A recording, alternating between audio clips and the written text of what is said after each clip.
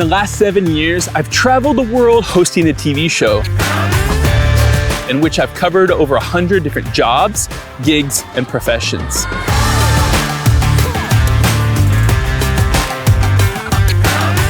But now, back here in the US, there's one unsung hero I've yet to spotlight. Those amazing folks we will all need someday. Whether they've already been angels for your grandparents or they're destined to be there for you and me, they are the real MVPs of long-term care. Join me on a heartfelt journey to 7 different senior living communities across the heartland of Nebraska to shine a light on some extraordinary souls. People worth caring about.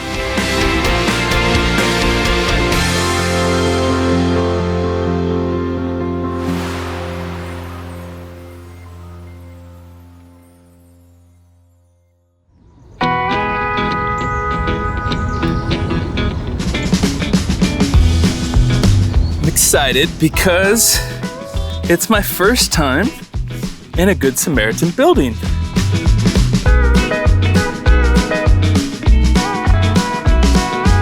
And today I get to meet Cassie and her team. Good morning. Good morning. Hi there, Peter. Cassie, welcome to Good Samaritan. Great to meet you, Cassie. Nice to meet you. Thank you. I'm excited to be here. Yes, we're so excited to have you. Start off a little tour? Yes, we'll take you down to the dining room. Some of the residents are just finishing lunch or breakfast. And good morning.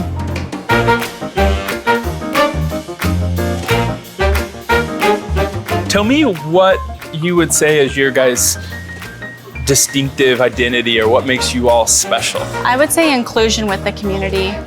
You use the word inclusion. I don't know if everybody understands that. What does it mean for you? What does it mean for your team? So for my team and our residents, we want them to know that we are just an extension of their family. We want their family in here. We want the community members in here. We want it to feel like their home. And so whoever they would want in their home, we want them here. We use FFA, we use FBLA, we have church groups that come in, we have preschools that come in. We want people in here. We want to show them what nursing home life is all about. The residents are just finishing breakfast, but then they're going to be doing an activity with the FFA group here, and you guys will be watching that. Great. What's FFA for anyone? FFA is for the Future Farmers of America. Okay. And the Auburn High School here. Good morning, Charlie. How are you? The FFA group here in town at Auburn High School is one of our many sponsor or organizations that come in, and they will sponsor activities for us, and then they will actually complete the activities with the residents. When you're talking to, a group of high school students, what's the pitch? How do you explain the why and the how and the what? Because I think as a 14-year-old, I might have been scared to come into a nursing home. Yeah, so we always tell them the same thing, take the chance, come in.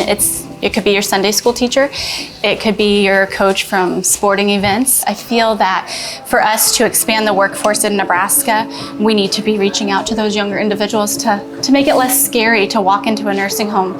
The residents here really, they are your family, and they have a good story to tell. Today when I walked into Good Samaritan, it gave me faith. It made me proud of my upbringing, but also made me proud of Nebraska, because I was raised going to nursing homes as a volunteer as a little kid in high school, and the fact that it's still happening today in the middle of Nebraska on a Saturday, where 20 kids are taking care of America's seniors, is the epitome of what senior care should be. These are the students? These are the students that currently Good help our morning. residents Thanks for coming. plant the succulents, and this is Maria. Maria, this is Peter. Great to How are meet you? Nice to meet you. I'm excited to work with you. Yes, I'm excited. Tell me too. what activity you put together today. So today we are working with FFA, which is the Future Farmers of America organization here in Auburn, Nebraska. They are from Auburn Public High School. And today we're going to be, and I'm just going to grab one of these pretty little succulents. We are going to be planting these in a planter, and then each resident gets to keep one and take it home with them. Can I go help bring some residents? Absolutely, yes, that'd be great.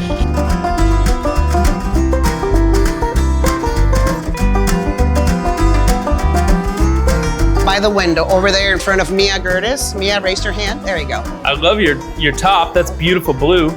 Thank you. I'm Peter. This is Phyllis. You have, guys, a resident with you. Now you're welcome to go get the dirt, okay? And remember that we have enough for each resident to plant 2 if they want to. Also, I want to introduce you, Peter. Mia Gertis is the daughter of our administrator for home health for Good Sam. Great And to she's meet you. actually currently taking the CNA class with Good Sam. Great, So, wonderful. again, it just So shows that we don't have to recruit her. No, she's gonna be ours. All Yeah, right. she's got it in her DNA. Gonna be alright. What do you got to do now? This plant, she wanted more of a smaller one. Uh-huh. She really liked this one. She wanted me to plant this one at first, just so she could see how to do it, and then we're about to pick another one, and she gets to plant this one if she wants to. All right. Be alright. Gonna be okay. So we're setting up this pot the same way we did with the other one, with the string through, so you're gonna water it the exact same. How do you find the students? When I started with Good Sam about 8 years ago, I used to work for the Auburn Public Schools. And so I was able to immerse myself with them. And I've been really lucky because if it wasn't for groups like FBLA, FFA, we have the art club, we have different sports teams come in and help. I don't think I would be able to do my job if it wasn't for the support of Auburn Public Schools. Yeah, it's like cloning yourself. There's like 25 Marias here. I know, I love it. How you explain to a high schooler that they should come in and volunteer. A lot of times people are nervous to come into a nursing home. Absolutely, and you know what? With these kids, it's very easy because we really have a lot of support. A lot of these kids, as you saw, have family members here, and I just think that working with elderly people brings something out of you, a passion that they get more out of working with our residents than probably our residents get from working with them. Do you have any idea what your conversion rate is of talking some kids into studying to be a CNA? Honestly, from the kids that work here, I would say, I bet it's a good 20% that go into the health field. Oh, that's neat.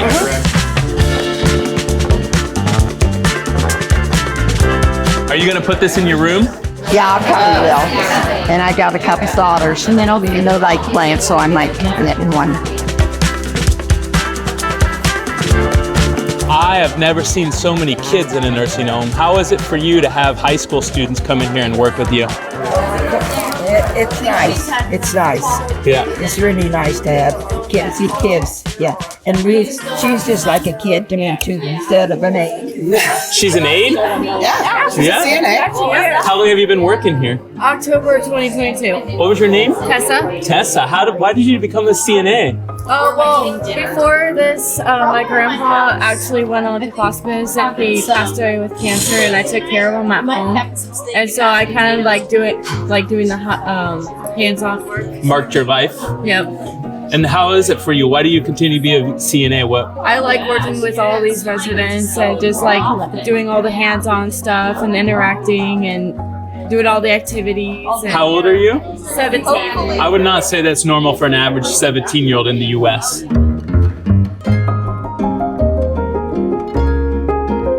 Can you tell us a little bit about your college plans? I plan on going into nursing probably at Bryan or SCC and going for my RN and going into Trinidad. Oh wow, beautiful. Oh yeah. Keep you in healthcare. Oh yeah. Tess, I have a question for you. Does Maria always have more energy than a kindergartner herself? Yeah. She knows me.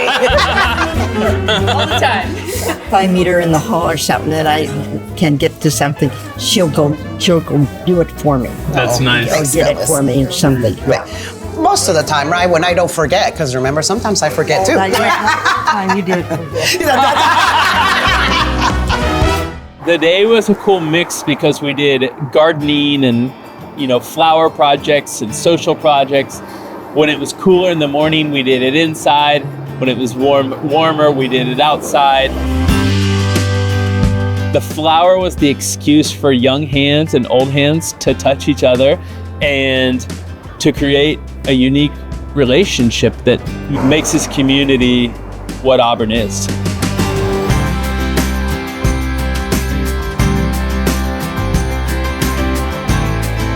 How's everyone doing? We're doing Somebody started in. Yeah. All right. That's beautiful. It is.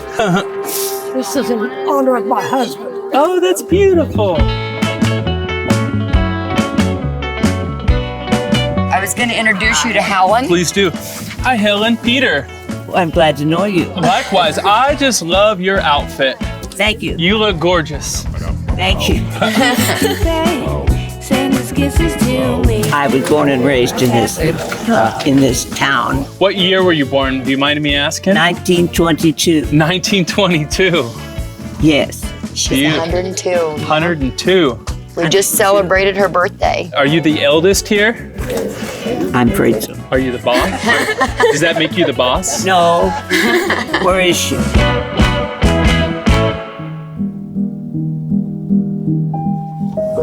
Pour you some dirt. Can you break up the bottom or you want me to do it? Go ahead. She's the boss here.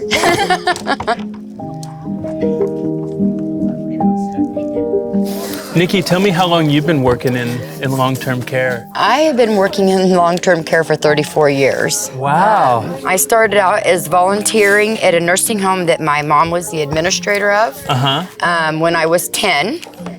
As soon as I turned 16, I worked in the kitchen until I got my CNA license, and then I was a CNA for 5 years, and then I became an environmental director and was an environmental director for 24 years. You've done about every job.